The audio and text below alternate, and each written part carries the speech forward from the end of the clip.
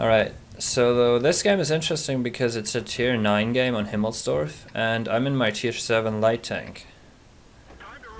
And I thought, well, the only way I'm going to be influential in this is if I conserve my hit points, and if this battle happens to get close, then I'll use them, then I'll try to make a difference.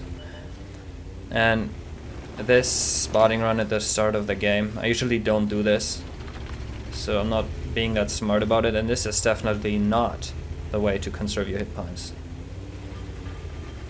Especially not in this thing. Well, Conway tracks me, so that's luck. And here I'm sort of thinking, okay, there's a lot of enemy tanks getting spotted, more and more. There goes the T-54, and not a lot of them are getting spotted on the hill. So who's gonna be up there actually? Who's left to be up there? Well, the Judas is definitely gonna go there. The LTG is probably gonna go there. Maybe some fast tank destroyers. What's up with the 705?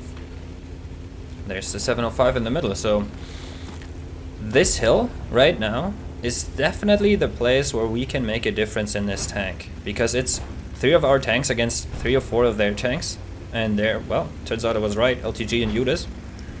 So this is where I can make a difference. Just want to get there fast enough.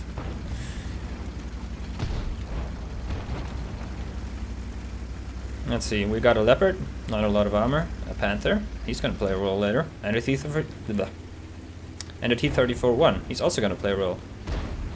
But let's just take care of this LTG first, and ooh, I love dealing with LTGs. This tank crushes other light tanks. If you manage to ram them, they're toast.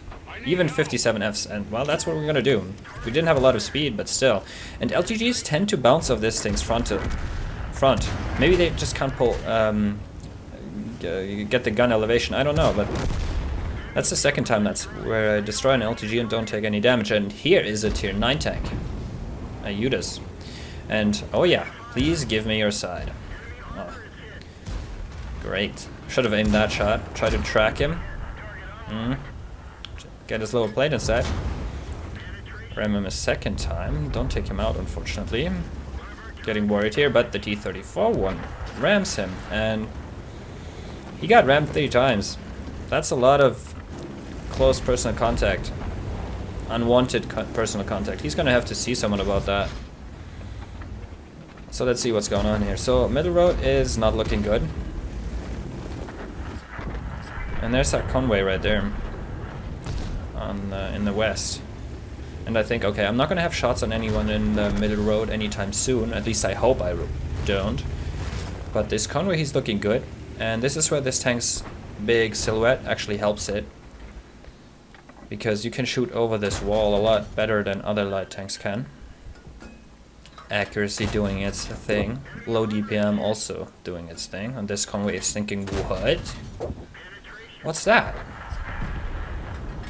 Keep hitting him. Very reliable gun. Middle road not looking good. That shot was late.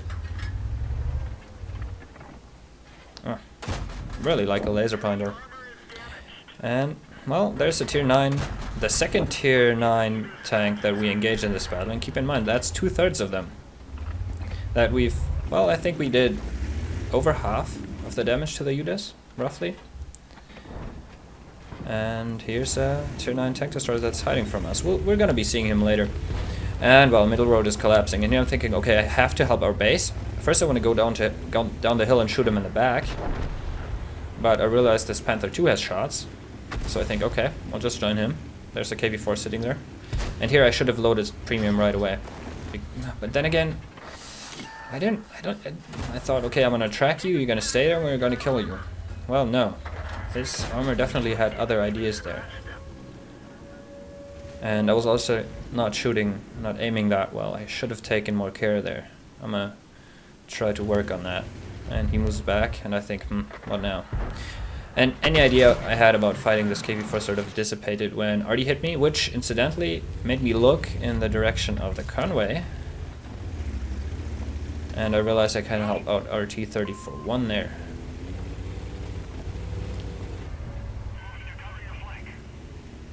Oh, Let's see what we can do about this tier 9 tank destroyer.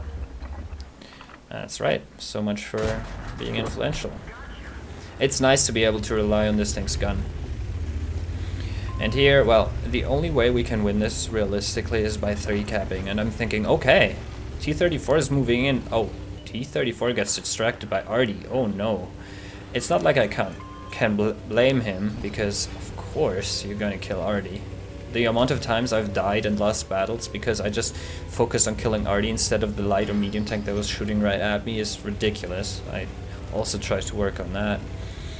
But here we still have a chance. Okay, Artie's dead. T-34 should cap right now. I'm moving to the cap. Panther is moving to the cap. T-34 is turning back. Oh no. Oh no. What are you doing? The enemies leave the cap, but... this is unfortunate. Done over 2100 damage in a tier 9 game. Pretty much killed 2 tier 9 tanks, 2/3 of their tier 9 tanks. But where is that T-34-1 going? Does he think he's gonna interrupt? Does he want to look at the trains? I don't know. But this, yeah, I'm shaking my head. Nah. This would have been great. This is unfortunate. This would have been so great. I've won battles like this, where I actually joined a setter, which isn't that a match made in heaven. Aufklärungspanzer and a setter, winning the game by going into their base, killing all their Artie, and then capping out. Well, yeah. Whatever. Still a fun game. And that's that.